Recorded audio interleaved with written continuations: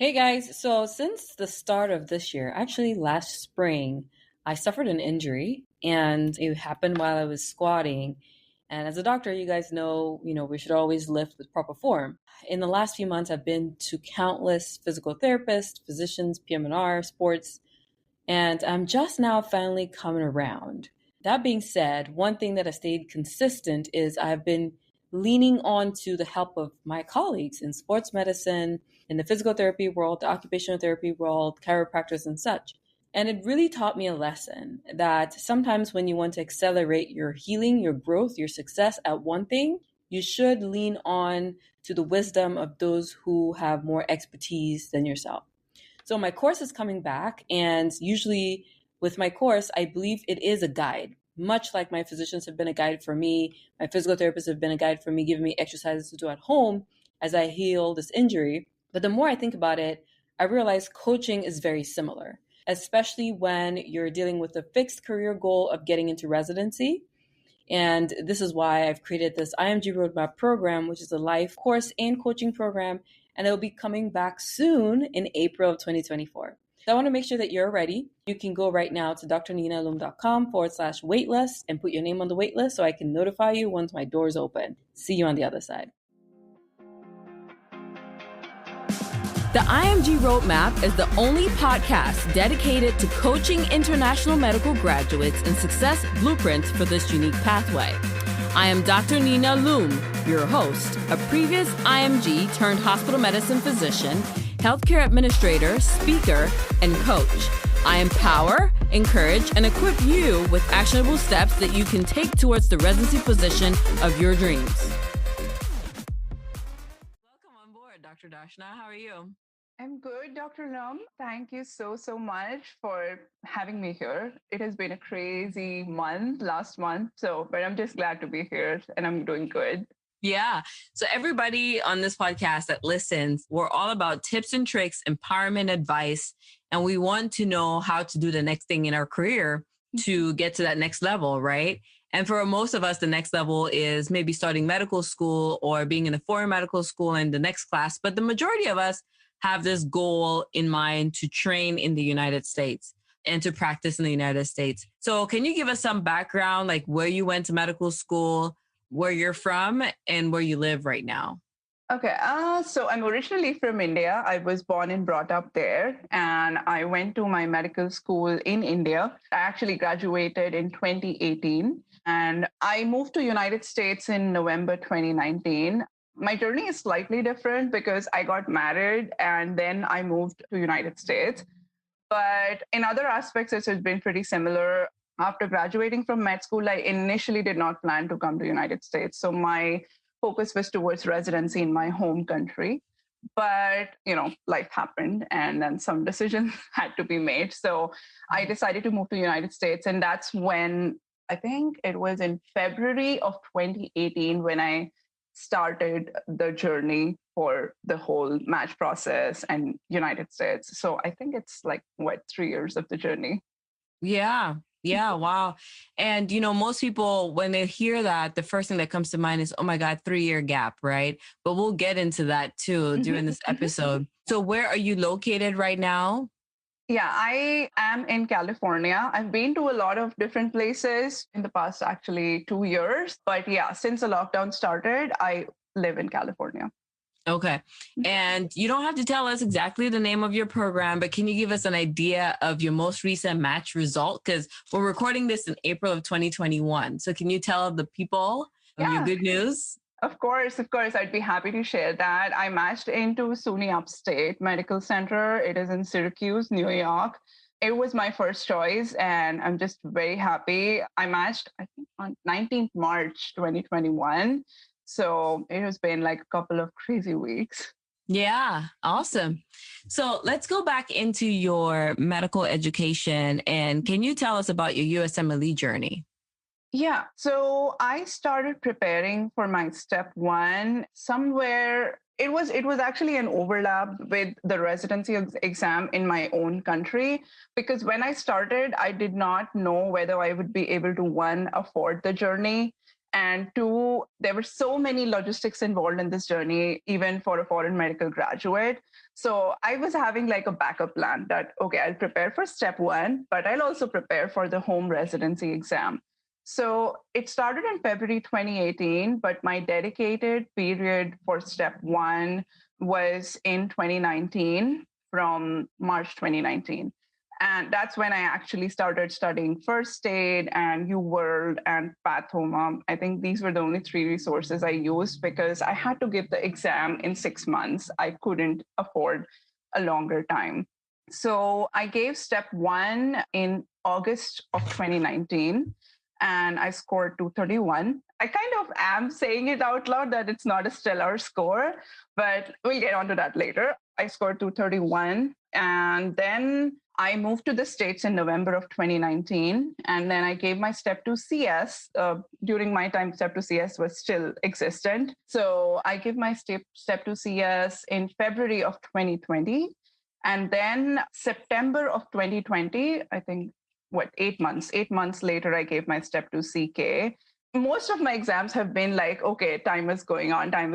I have to prepare my application in time. So that's why I just gave it in relatively shorter intervals than most of the people out there or most of the IMGs I've seen out there. But yeah, I scored 238 on step 2 CK and I passed step 2 CS with first attempt. And yeah, that is the journey in a capsule. Yeah, awesome. So, a lot of people that are listening right now could be in medical school in India or in other parts of the world, and they're thinking, what is the best time to start my USMLE prep? They may be asking themselves that question, like, when do I start my USMLE prep?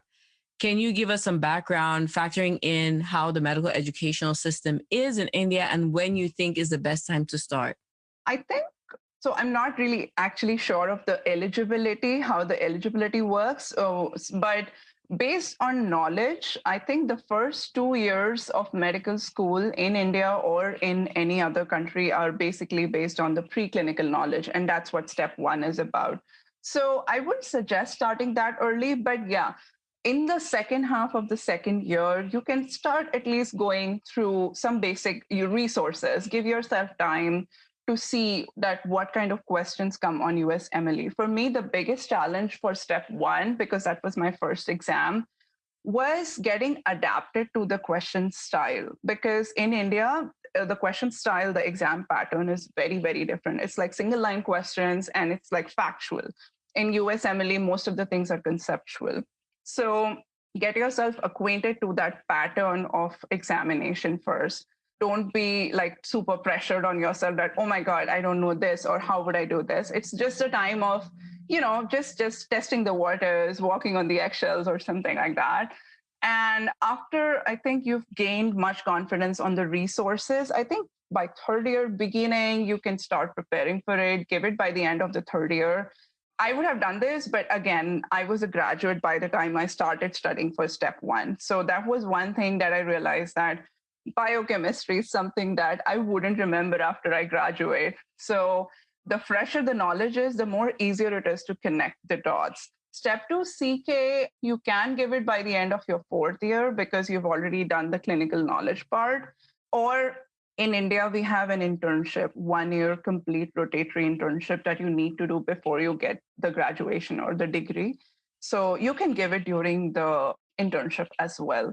And I mean, all of these timelines are relative depending on what your personal situation is, but these are the general tips that I felt that might be helpful. Yeah, I agree. I agree with your assessment there. So let's go into how you prepared for the success result that you got in March, because looking now, we could talk about, Dr. Darshana matched into neurology at SUNY Upstate University program, and that's a pretty good result that you got. But can you walk us back into, okay, so you got your USMLE exams, but what are some other things that you think factored into your success result? I think one of the most important things that worked in my favor, so I kind of knew that my scores were not like 240 plus or 250 plus, which are like really common these days, and they're considered as stellar scores. And I would say, firstly, neurology is not super competitive in terms of scores. It is super competitive in terms of building a profile dedicated to neurology. Most of the program directors, most of the people I interviewed with had one common thing, one common statement of appreciation when they looked at my profile, that the girl has basically been into neurology since the past 3 years. She's done nothing else. She practically loves the subject and just does anything remotely related to it. So I feel United States clinical experience, that is one thing that has been the key for me. And if there's a separate topic that we'll discuss about rotations, I would really like to touch upon tele-rotations, which is the hot word right now. But USC was one of the things that set me apart. The other thing that set me apart was the research. I worked for an unpaid position, but it was at one of the 10 best universities in United States. And actually, most of the big universities are hotspots for finding research opportunities. And I'll tell you how I found that research opportunity also.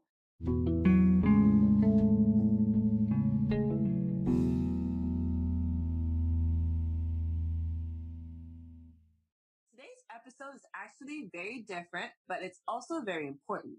I get tons of questions from students that are in undergraduate programs here in the US as F1 students, or they hold an F1 visa, but they're interested in going to medical school in the States. So this person will not be thought of as an IMG necessarily, but they are a foreign national that is interested in pursuing US medical training.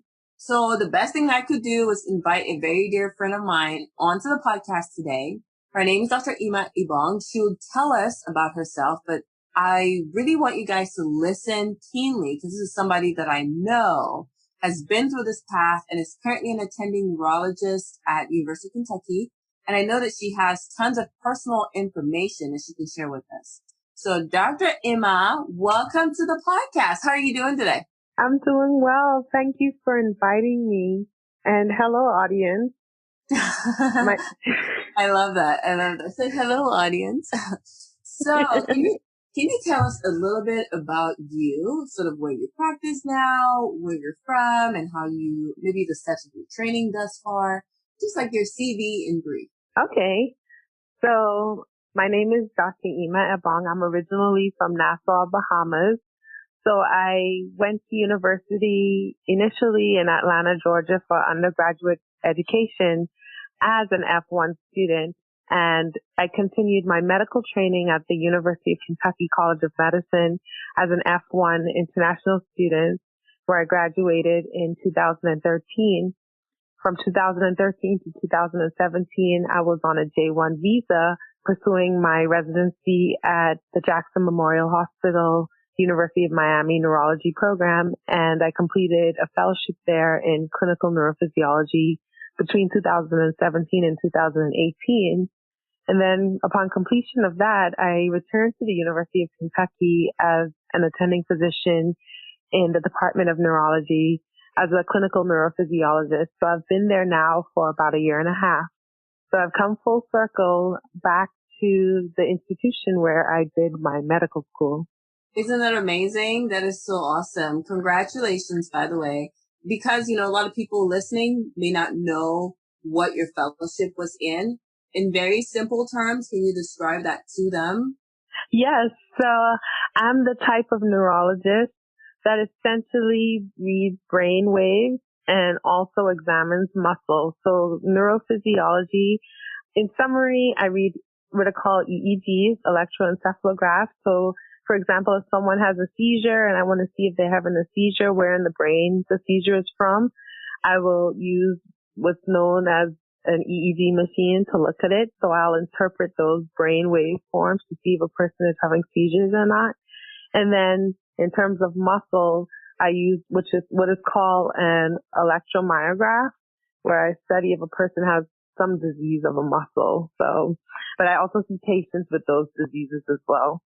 Okay. Thank you so much. That's so awesome. So really a lot of the, the requests that I've got that really prompted me to call you and ask if you would be willing to do this episode with me was, I have students that want to know, how do we go from being F1 undergrad students to go into medical school in the States. So they don't want to go back to the Bahamas. They don't want to go back to Cameroon or Nigeria, but they're already here. But they feel like having a visa is like a roadblock instead of an opportunity.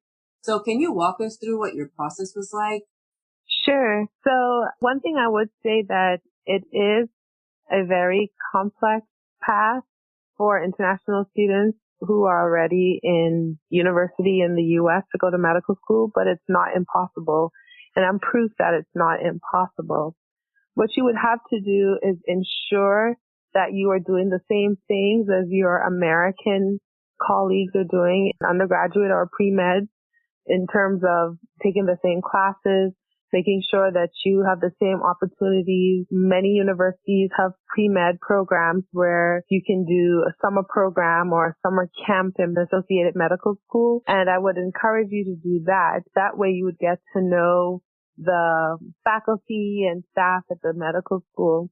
So the point is that you don't want to do anything different from anyone else in the U.S. You want to make sure that you stay on the same path, that you have your pre-med advisor and tell your advisor exactly what it is that you want to do.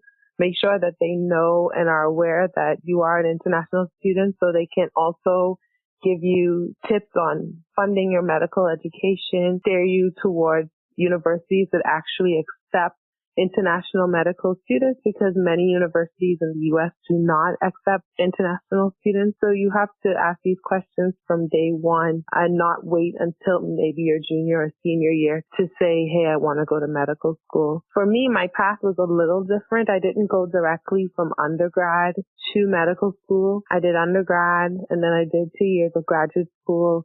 And then I actually went back home to work. But while I was working, I was studying diligently for the MCAT, and I didn't have anything except the MCAT study book, but I studied and I came to the U.S. to take the test. And once I got my scores, I made sure I applied to every single medical school that accepted international F1 students. And again, that can be an expensive process, but if you're passionate and willing to do it, then money should not be an obstacle. I know that's not the case for everyone, which is why I worked during that time. And I also had a very supportive father who helped me financially during that time as well to get me back to the U.S. to start medical school. Wow. Thank you so much for opening up about that. I'm your friend, but I didn't even know that you had gone back to Bahamas before coming back into school. So I think that was very vital information. Because I think sometimes some students may graduate and go home and feel like that's it. Like there's going to a U.S. school is out of the question. But you took your MCAT book and you went home with it and you kept studying and thankfully had family to support as well. And you were able to come back in and take the test. So you did talk about an advisor. So one thing that I'm not familiar with, because of course I didn't go to school here as far as medical school here. So how do people find advisors that actually know what the process is for F1 students? So if you go to medical school, and I'm assuming the target audience today are students who are in the U.S. for undergrad now or maybe graduate school. So when you go to college, when you declare a major, you are automatically assigned to an advisor.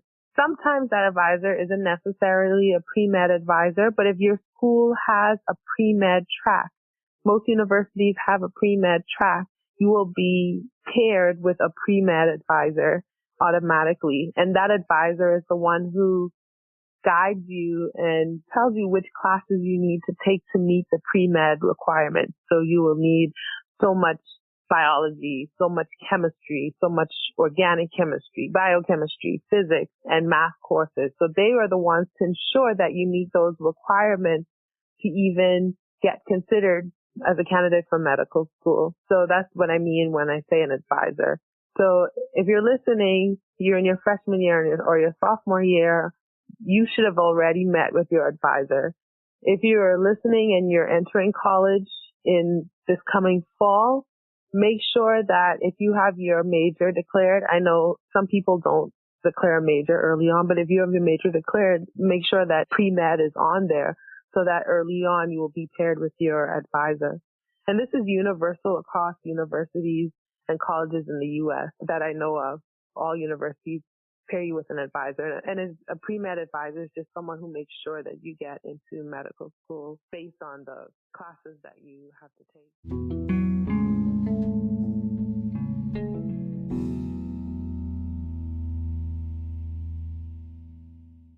Hey guys, welcome to another episode of the IMG Roadmap podcast. Today's guest is probably going to be the first neurology resident to come on the podcast. So I'm really excited to welcome Dr. Jessica DeRuz. Welcome on the podcast, Doc. How are you? I'm doing well. Thank you so much for having me. I'm excited. Well, it's my pleasure to have you. So can you tell us a little bit about yourself? Yeah, for sure. So my name is Jessica Darris. I am originally from Cleveland, Ohio. I grew up there, went to high school there. My parents are still there. I attended Calvin College, which is now Calvin University in Grand Rapids, Michigan. I graduated in 2012, which feels like forever ago.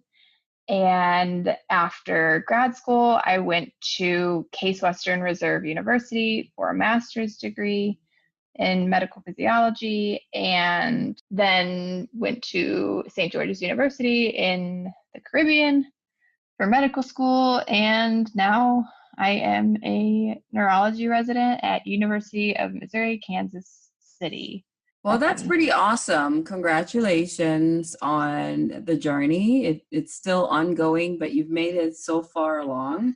And some people listening usually want to know, hey, what does it take to become a neurology resident, especially as a graduate of a foreign medical school? So can you touch a little bit on that? Yeah, for sure. I mean, my interest in neurology, I guess, is kind of where it starts. And I think that not everyone, I guess, easily becomes interested in neurology because IMGs don't always get the opportunity to actually do a core in neurology, which a lot of US medical graduates actually have to complete a core rotation in neuro. And so I started my interest in undergrad with research that I conducted, and then it kind of persisted in grad school where I was able to do rotations at Case Western for 6 weeks as like a observer.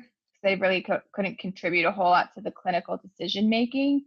And then I wanted to go into medical school like open-minded, but kind of felt myself always gravitating towards neurology. And I mean, along the way, I also made connections with very important people, I think, in the world of neurology that were very influential and supportive and gave me a lot of great guidance. Because most IMGs go for like internal medicine or FM, like specialties aren't as common, I guess, like the specialty residencies. So I didn't really get any like guidance from my school as far as how to go about it. I knew that I wanted it, and I completed an elective my 4th year, and my preceptor was amazing, gave me a lot of great guidance as well. And then when it came time for applications, I actually reached out to a physician that I know in the Bronx. He's a cardiologist, but he is friends with a neurologist who gave me further guidance as far as my applications go and how to like kind of set myself up for success. Kind of a haphazard tale of how I got there, but it was with a lot of help from people, other physicians, and other people in the world of neurology. Yes, absolutely. So, I mean, really kind of to summarize, what I'm hearing is for most international medical graduates, especially those that go to Caribbean schools, there's not a whole lot of exposure to the specialty to start with. And so therefore, in your case, you really had those kind of mentors and guides to allow you to be exposed to the specialty. And then that sort of compounded to how you came up with a desire to be a neurologist. I mean, that's what I kind of got from it. Yeah, I would say so, just because a lot of the people that actually were super helpful in the process were people that I knew like before medical school that I had kept in contact. But I mean, I think really with any specialty, any chance that you have to network with people in an area that you want to pursue is important, and keeping in contact with those people over the years is important, because some of the people that helped me I've known for like 15 years or like 6 years, that like before I was even in medical school, I expressed an interest in neurology, and they like kind of stuck with me through the process. Yeah. And were these people, like you mentioned, just to emphasize, was it important that they were neurologists themselves, as opposed to, would you recommend for just, what are your thoughts on getting a mentor in another specialty when you're interested in something else? I mean, honestly, so my original mentor who set me up with somebody in neurology was he's cardiology, and I met him when I was 15. But because of the connections that he had, he put me in contact with people that I would have not have been able to meet otherwise, because I'm the first doctor in my family. So we don't really have ties to people like that, you know? Right. And that's the story for several other IMGs, is not coming from a family of doctors and not having that resume that makes you an easy pick, so to speak. So that's one of the things we appreciate having guests like you on the podcast, because you can tell us sort of what worked for you and how we can learn from it moving forward for those that are still in the process of maybe having an interest in the specialty and want to be where you're at. So let's talk academics. Let's talk about the academic requirements to match into neurology. Can you touch on maybe USMLE performance and what really makes a competitive neurology application? Yeah, so I am actually kind of an outlier with certain scores with step one. I did not do well on step one. I've never been a straight A student. I've never been good at academics, but I mean, with any specialty, right, the higher step scores you get, the better. Like, it's just going to make your life a little easier. Neurology, I think, usually prefer like step 1 to 20s. Like in that realm is like, okay, like you're comfy. I personally had a step 1 of 197, which is pretty low. I mean, anyone who gets anything below a 200 kind of feels like their life is over. And that's tough because when you see that score, you think that the specialty that you want is no longer within reach. But I mean, I guess, living proof to say that that's not the case. It's just that you have to apply smart. But also the big thing that changed for me, especially with step studying and like my step 2, is I had to improve significantly from my step 1 to my step 2. And I did. I improved by 30 points. So I had a 227 on my step 2 exam. So I can give good examples of what not to do for step 1 studying, which is what I did. I mean, I got a tutor, and that didn't really work for me because I think everyone studies differently. And I find that sometimes with tutors, they can be helpful, but usually they kind of guide you based on what worked for them. And I don't always think that's helpful. And even when people ask for studying tips, I just say, here's what I did, but you have to find your rhythm. So big thing for me was the questions. So I hate doing practice questions because I hate being wrong. I'm sure most people in the world of medicine can relate that they don't like to get a lot of questions wrong in a row. But getting outside of that comfort zone was huge for me, at least in order to improve in my step score. Practice, practice, practice is really the best advice that I could give for people who are studying for exams, and not only just like step exams and board exams, for like your exams in school as well. Practicing questions, getting used to what questions ask. That way you can pick out patterns and study based on that. Keeping in mind, though, obviously, that answering questions like that isn't going to make you a better doctor. It's just going to help you with your test taking. And not being a great test taker also isn't going to correlate to whether or not you're going to be a good physician, which I think people also kind of need to keep in mind. Right. Those are two separate entities. I mean, the best test takers do not always equate to the best doctors. The worst test takers do not always equate to the best doctors either. But at the end of the day, it's very important to keep in mind because I see it all the time. So talking about, let's get back into maybe a little bit more about the preparation phase. So beyond, you've told us a little bit about the score range that's considered desirable, but here you are with a story that maybe you may not have been considered desirable based on your score, but you're saying, hey, there's a lot more that makes a good doctor besides that. But, sometimes for a podcast like this, we need a little bit more objective standards to go by. So maybe tell us a little bit more about the number of letters that you got or you recommend that are advisable for someone interested in neurology to obtain from a neurologist. Because, for example, if as a Caribbean student, I didn't have the opportunity to have a core in neuro, well, how can I plan my years, whether it's my 3rd and 4th year, so that I can get some experience in neurology to be exposed? And then for letters, what is the status quo for the applicants that are seeking neurology positions? Yeah, so I think that's a great question, just because Caribbean students, you can start in August or January. So people are on very different schedules. So the people who usually start in January have a lot more time to complete electives earlier. for like, that particular application cycle, whereas I did not. So look at you. I'm so proud of you for listening until the very end. And because of that, you deserve a reward.